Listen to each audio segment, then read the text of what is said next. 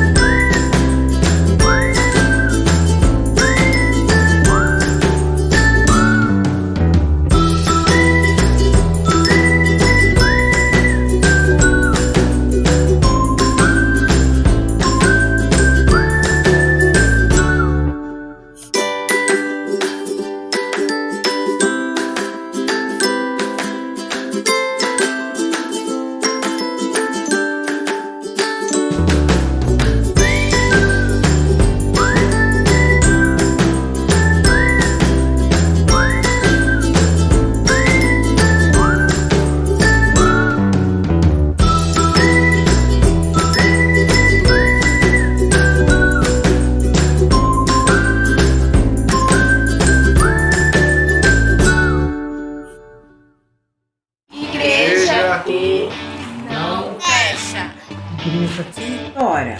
Igreja que não fecha. Igreja que Ora. Igreja que Não fecha. Igreja Que ora. que não fecha. Igreja que Deus me escolheu.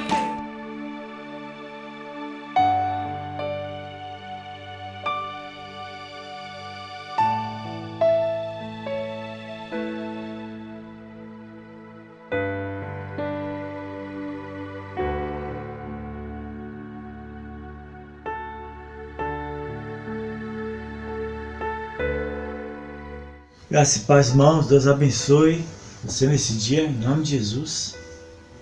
Quero ler aqui para nós, nossa reflexão, Romanos 14.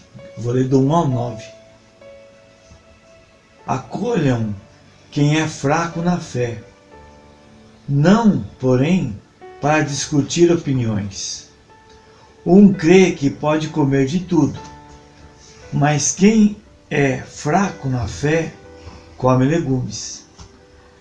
Quem come de tudo não deve desprezar o que não come, e o que não come não deve julgar o que come de tudo, porque Deus o acolheu.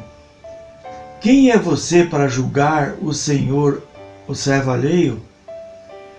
Para o seu próprio dono é que ele está em pé ou cai, mas ficará em pé, porque o Senhor é poderoso para o manter em pé.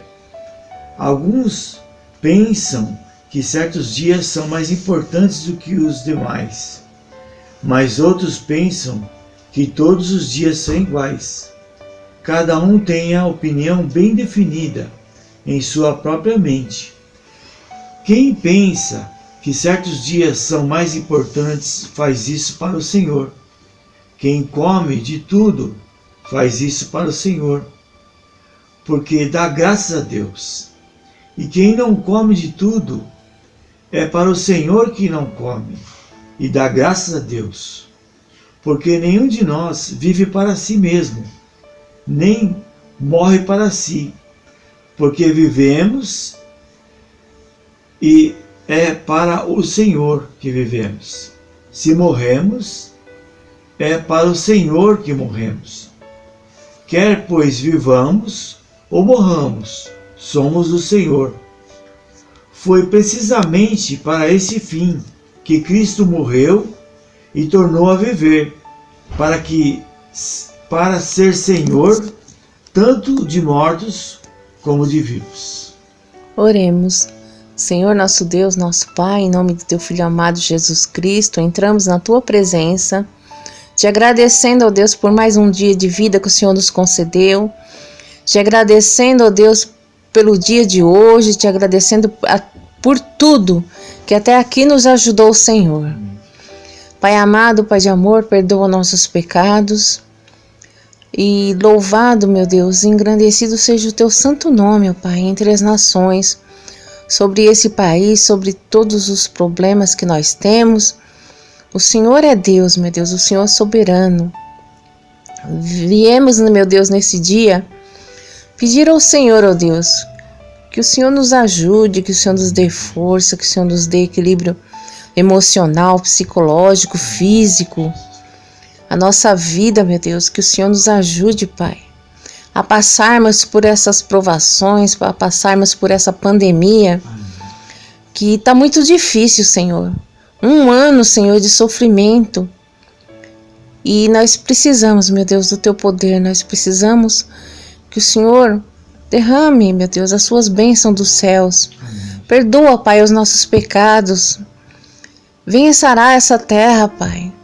Venha ajudar, meu Deus, o meu país, venha ajudar as pessoas, os jovens, as crianças, os trabalhadores, meu Deus, que precisam se arriscar tanto, Pai.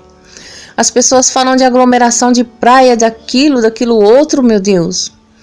Mas aonde que tinha tanta aglomeração, Senhor? Os trens estão lotados daquele jeito. Não temos conduções dignas para os trabalhadores. Era os ônibus lotados, o trem lotado. Tudo, meu Deus, o metrô. E aí as pessoas precisam sair para trazer o sustento para os seus lares. Nada cai do céu, meu Deus, só cai as bênçãos do Senhor, meu Deus. E aquele, meu Deus, que não tem um emprego, meu Deus, eu venho nessa manhã de hoje te pedir, ó Pai, tem misericórdia, Senhor, das pessoas que não têm emprego, das pessoas que precisam do emprego, meu Pai. Coloca, meu Deus, o teu poder, meu Deus, para que eles possam achar um emprego, que nesse lockdown que estamos passando agora, que depois que passar tudo isso, haja um emprego para essas pessoas, meu Deus. Que o benefício, meu Deus, que vai ser pago, que venha alimentar aqueles que estão sofrendo, que estão sem comida, sem ter o que comer nas suas casas. Tem misericórdia, meu Deus, eu te peço, por tanta gente que está sofrendo, aqueles que estão sem ar nos seus pulmões. Visita agora as enfermarias, as UTIs, meu Deus, os leitos de sofrimento das pessoas. Que o Senhor possa estar curando-os, meu Deus, em nome de Jesus. Tem misericórdia, Senhor Jesus. Tem muita gente doente, muito jovem, muitos velhos, pessoas de meia idade. Esse vírus não escolheu a ninguém, meu Deus. Mas nós te clamamos, meu Pai. Ajuda, meu Deus, ajuda esses pobres sofredores, meu Deus, porque não sabe, meu Deus, ninguém sabe por que veio esse vírus e por que, meu Deus, essa enfermidade se agravou tanto. Então eu te clamo, meu Deus, ajuda o povo do Brasil, ajuda dos outros países, meu Deus. Tem misericórdia, que o Senhor dê a descoberta da cura, um remédio efetivo, para que ele possa, meu Deus, combater esse vírus, mas que seja feita a tua vontade. Nós venhamos, meu Deus, levar a tua palavra àquele que ainda não conhece, que nós possamos, meu Deus, pregar a tua palavra, e aquele que ainda não aceitou Jesus como o único e suficiente Salvador de sua vida, que possa compreender, meu Deus, o que é ser servo de Deus. A gente não é somente um mero simpatizante, não, meu Deus. A gente tem que entregar nossa vida de coração para o Senhor.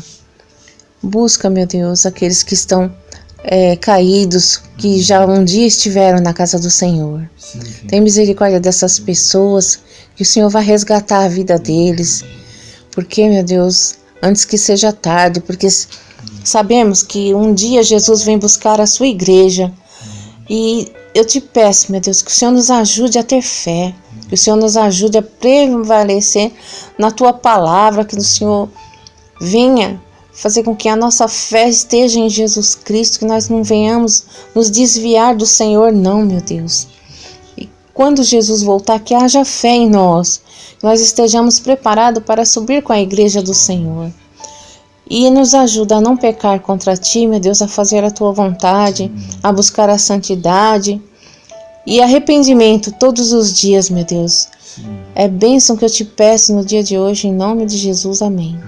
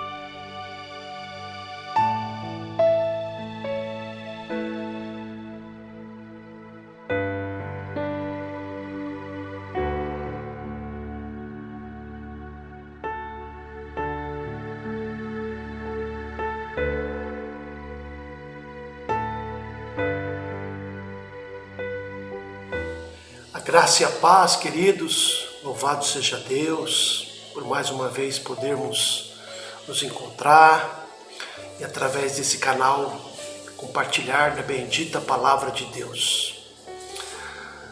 Temos vivido dias complicados, dias de isolamento, dias de distanciamento, mas o pior de tudo, dias em que uma pandemia que ninguém sabe como funciona, tem ceifado muitas vidas.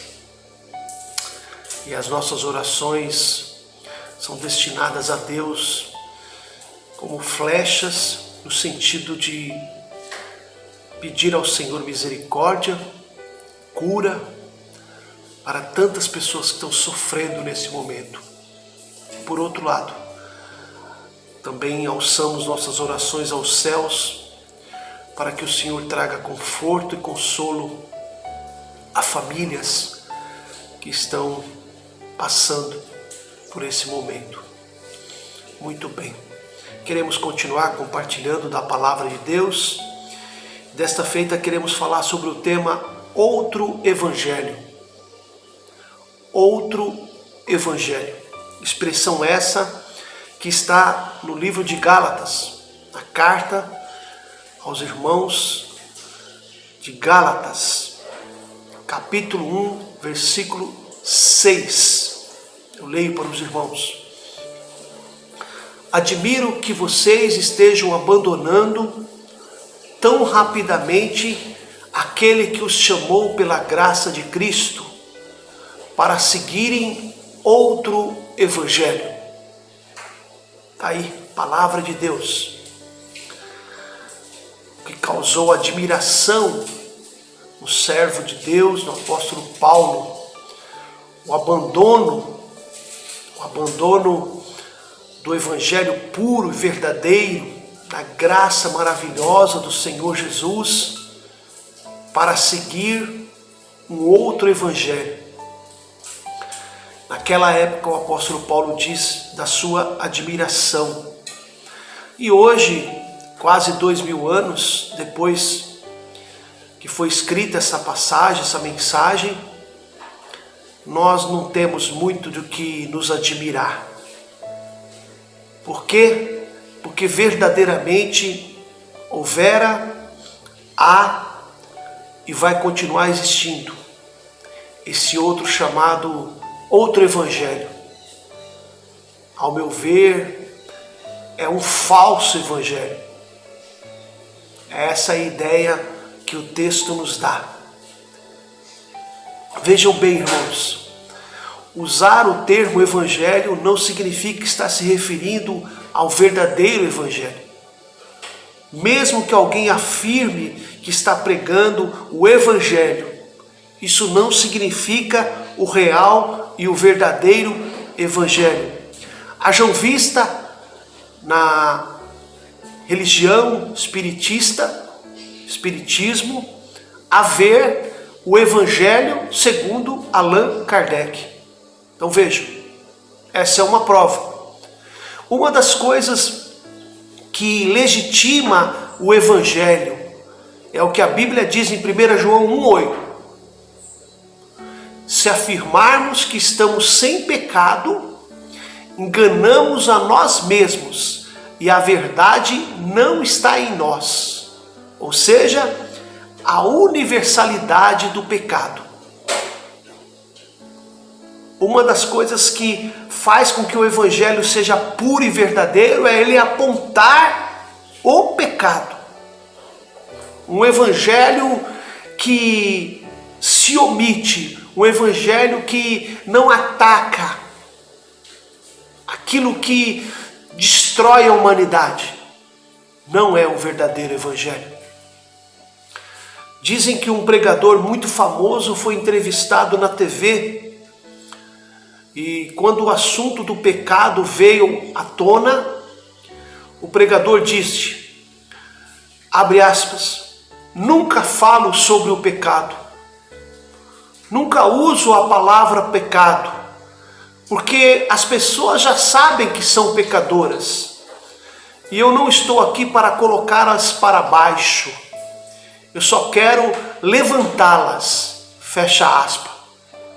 Amados irmãos, nós precisamos entender que o poder do Evangelho, ele vai muito além de animar, de trazer autoestima para as pessoas.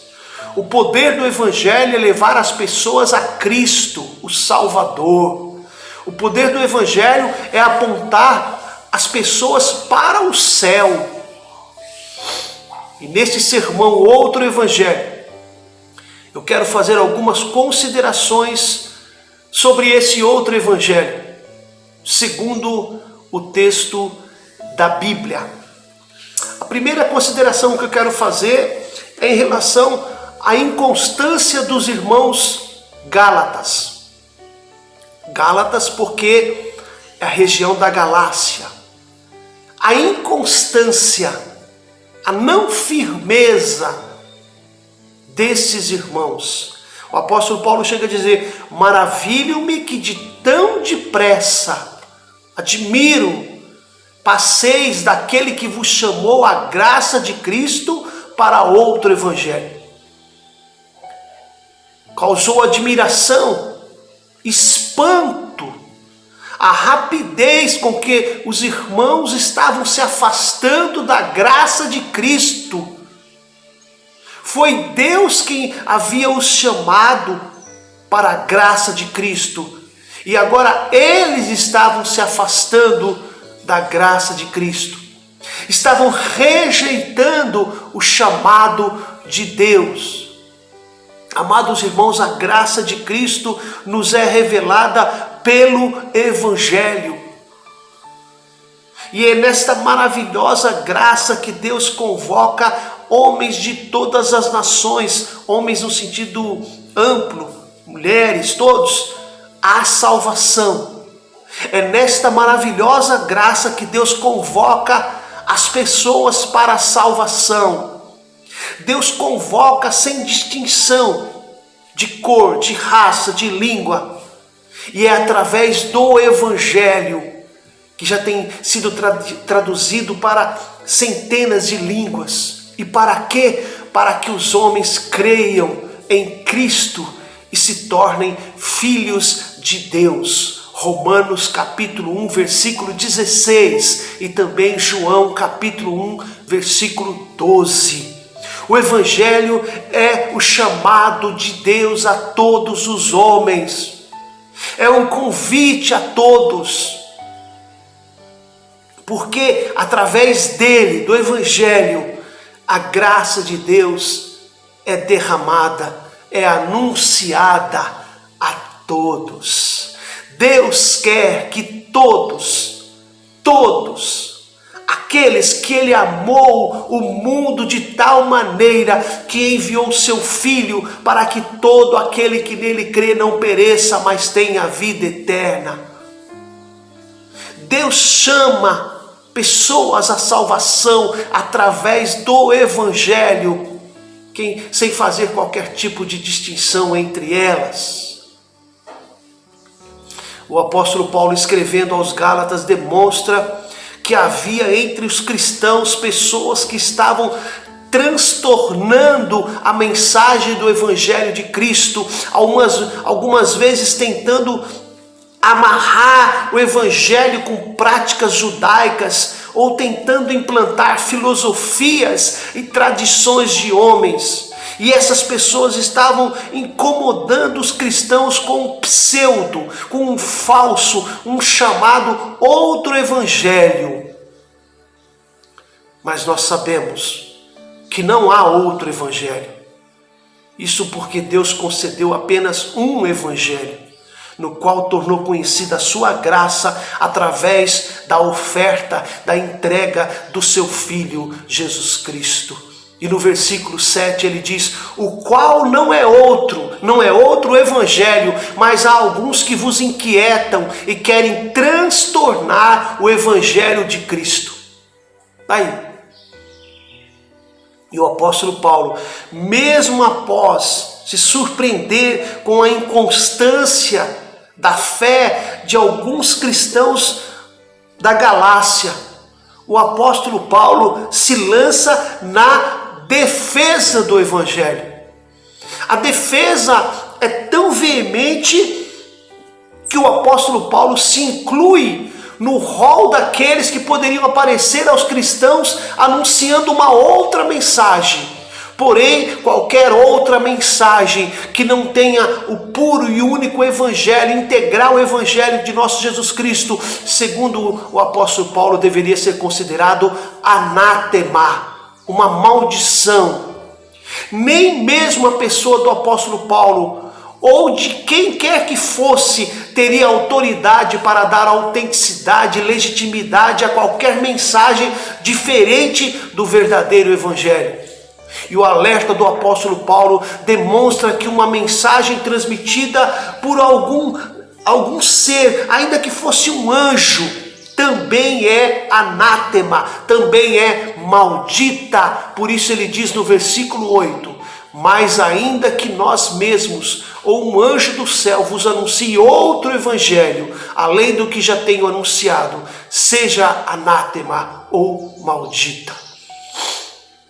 E nós vamos agora compreender um pouco sobre essa expressão anátema, a qual o apóstolo Paulo está se referindo aqui. O uso da expressão anátema, do grego, tem origem na oferenda aos deuses. E por isso que é colocado como uma condenação, algo separado, cortado. Essa é a ideia. É uma palavra que podia ser utilizada na época como se uma pessoa fosse excomunhão. A pessoa fora da comunhão era uma pessoa anátema. Uma pessoa que naquele momento estivesse amaldiçoada. Aquele que está oficialmente separado, desterrado, exilado, sem comunhão nenhuma. Esse o significado. O Novo Testamento entende a palavra anata como algo em desonra, exclusão, maldição, castigo. Em alguns casos, o indivíduo pronuncia um anátema sobre sua pessoa se em si mesmo valoriza certas condições inconclusas. O texto de Atos dos Apóstolos, capítulo 23, versículo 12, diz: quando se faz dias, os judeus se reuniram e se comprometeram sob anátema a não comer nem beber enquanto não matassem Paulo. Vejam, eles seriam uma maldição caso eles não cumprissem com esse propósito, com esse voto, não cumprissem com essa promessa.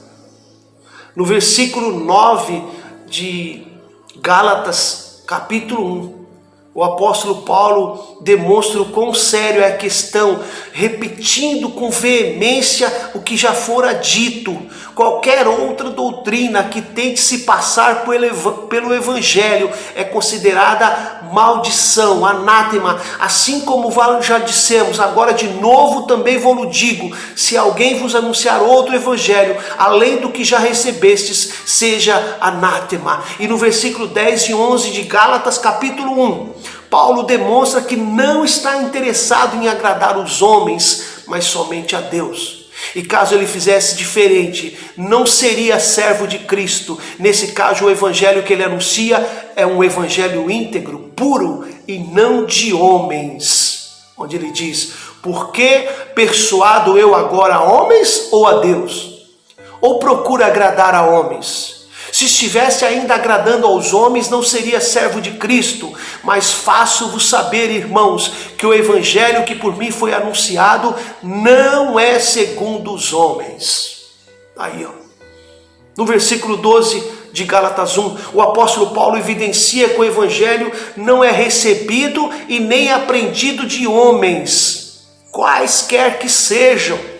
O evangelho é proveniente, não é proveniente de pessoas, sejam judeus, gregos. Nenhum homem pode lançar luz a qualquer nuance do evangelho. O evangelho tornou-se conhecido por Cristo. É dessa forma, Cristo encarnado é a revelação do evangelho. Porque eu não recebi nem aprendi de homem algum, mas pela revelação de Jesus Cristo, ele diz. Então está aí o porquê Paulo chama de anátema. Uma coisa desonrosa, amaldiçoada, uma coisa cortada, separada, fora da comunhão, excluída. E avançando na nossa compreensão do sermão, outro evangelho. Se Paulo fala do outro evangelho, que é um evangelho falso, um evangelho que agrada a homens, pessoas, e que não existe, diante de Deus não existe, diante dos homens existe, porque os homens criam o que eles querem para agradar eles mesmos. O evangelho puro é o verdadeiro. Esse é o evangelho. Tenho ouvido de muitos pregadores falarem do evangelho, mas não entregam o evangelho. E precisamos ser cuidadosos. Caso possa ocorrer algum efeito desastroso, nós não precisamos editar a palavra de Deus, não precisamos tentar fazê-la mais interessante, tirando coisas dela, e isso seria desastroso para quem o faz. Não precisamos tornar ela mais complexa, adicionando coisas a elas. Só precisamos declarar o que ela é, deixar Deus fazer o seu trabalho. Esse é o nosso papel. A Bíblia adverte sobre um outro evangelho que as pessoas querem acreditar. E Paulo escreve ao Gálatas 1, versículo 6, admiro-me, maravilho-me que vocês estejam abandonando tão rapidamente aquele que os chamou pela graça de Cristo para seguirem outro evangelho. Aqui está o problema. As pessoas não vão apreciar completamente a boa notícia enquanto não tomarem conhecimento das más notícias. Vejam só. A má notícia é que todos somos pecadores e caímos em nossos pecados. E se não distanciarmos do pecado, a Bíblia diz que vamos passar a eternidade separados de Deus. Vamos ser lançados no inferno com o diabo e juntamente todos os seus anjos. Essa é a má notícia. E a boa notícia é que Jesus, através do Evangelho, nos resgata e nos aponta para uma nova direção, que é os céus. Certa vez pediram ao grande pregador Charles Spurgeon para resumir a sua fé em Cristo em poucas palavras. E ele usou 4. Jesus morreu por mim. Ele usou 4 palavras. Jesus morreu por mim. Se você sabe isso é o Evangelho. Crer nisso, viver por isso. A única forma de remover o nosso pecado é a cruz. E se a cruz não for anunciada, não há outro Evangelho. Qualquer outra apresentação adequada de um suposto Evangelho que não inclui a vida, a entrega, a morte, a ressurreição de Jesus Cristo, não é outro evangelho.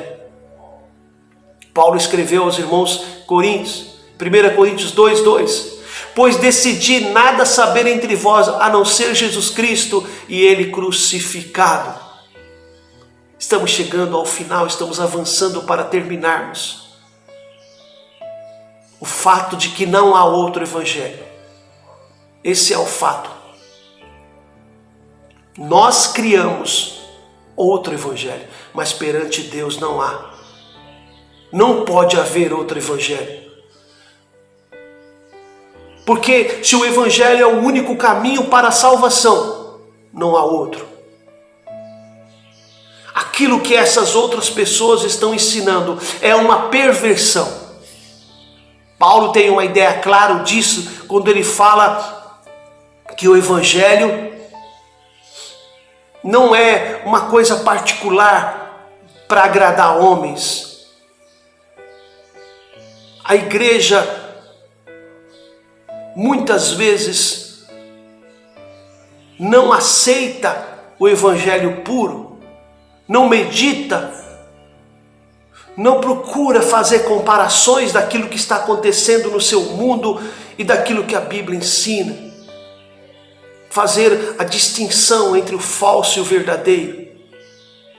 Há somente um evangelho que é abraçado pelo cristianismo, ainda que hajam muitos outros que são chamados de falsos. As boas notícias de Deus são sempre a respeito de Cristo, sua pessoa, sua obra.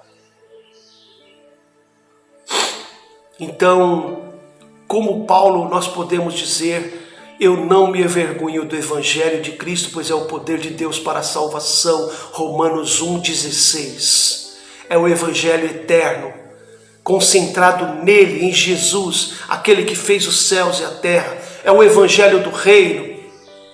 É o evangelho do Rei dos Reis. É o evangelho da graça de Deus. É o evangelho da nossa salvação. É o verdadeiro, é o evangelho da paz que reconcilia o homem com Deus. O evangelho de Jesus Cristo é o evangelho de Deus. Este é o evangelho que temos sido comissionados por Cristo a pregar a toda a criatura, e não precisamos de nenhum outro. E já que, de fato, o evangelho da glória do Deus bendito, nunca devemos desejar nenhum outro. O evangelho verdadeiro nos dá tudo o que precisamos para cada dia e nos aponta para a eternidade. Aleluia! Um outro evangelho, um pseudo-evangelho, um falso evangelho, que traz ensinamentos em torno do homem, enquanto que o evangelho verdadeiro traz ensinamentos em torno de Cristo para transformar o homem. Aleluias! Que o Espírito Santo nos ajude, amados, a examinarmos as Escrituras, a fim de não sermos enganados por falsos evangelhos, mas que a nossa fé esteja alicerçada no único, íntegro, puro evangelho de nosso Senhor Jesus Cristo. Siga este evangelho. Oh, glórias! Quero desejar-lhe a ti a paz do Senhor, um forte abraço em Cristo. Até o nosso próximo encontro, quando falaremos novamente deste evangelho verdadeiro, desta palavra bendita que transforma vidas, que aponta para o céu, mas que não deixa a desejar quando fala do pecado. E diz para nós: eis o Cordeiro de Deus que tira o pecado do mundo. Deus te abençoe, um forte abraço, até o nosso próximo encontro, se assim Deus o permitir. Até lá, amém. Graças a Deus.